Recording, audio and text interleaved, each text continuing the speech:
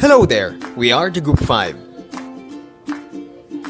Today, we are going to show you the life of Rizal abroad during his travel in Hong Kong and Macau in 1888. February 1888, Rizal was forced to leave his country for a second time. He was then a full-grown man of 27 years of age, a practicing physician, and a recognized man of letters.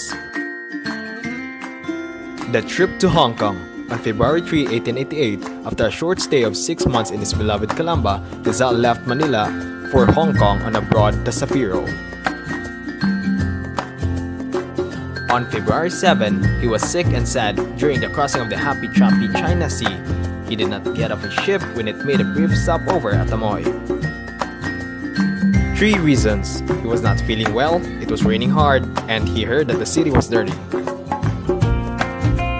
He arrived in Hong Kong February 8. During his stay in Hong Kong, the British colony, Rizal wrote a letter to Blumentritt dated February 16, 1888, expressing his bitterness. This letter runs as follows.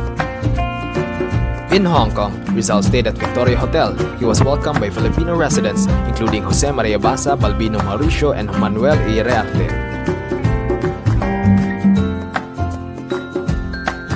A Spaniard, Jose Sainz de Veranda, who was a former secretary of Governor General Terrero, shadowed of Rizal's movement in Hong Kong.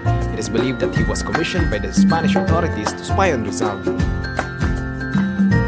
Hong Kong, wrote Rizal to Blumentritt on February 16, 1888. It is a small but very clean city. Many Portuguese, Hindus, English, Chinese, and Jews live in it. These are some Filipinos, the majority of whom being those who had been exiled to the Marianas Island in 1872. They are poor, gentle, and timid. Formerly, they were rich mechanics, industrialists, and financiers. Visit to Macau. On February 18, Rizal, accompanied by Basa, boarded the ferry steamer Kiu Kiang for Macau. He was surprised to see among the passengers a familiar figure, Sainz de Veranda.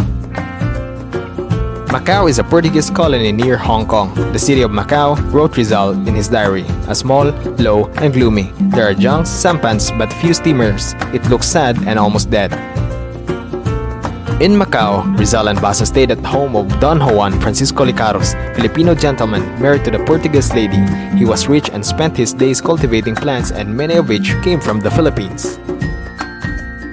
During his 2 days sojourn in Macau, Rizal visited the theater, casino, cathedral, and churches, pagodas, botanical garden, and bazaars. He also saw the famous grotto of Camoens, Portugal national poet.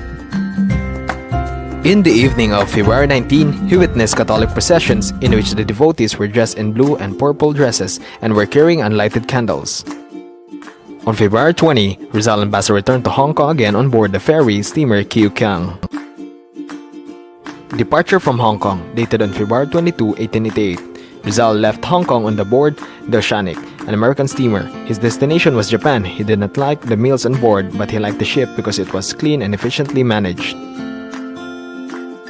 His cabin mate was a British Protestant missionary who had lived in China for 27 years, and he knew the Chinese language very well. Rizal called him a good man.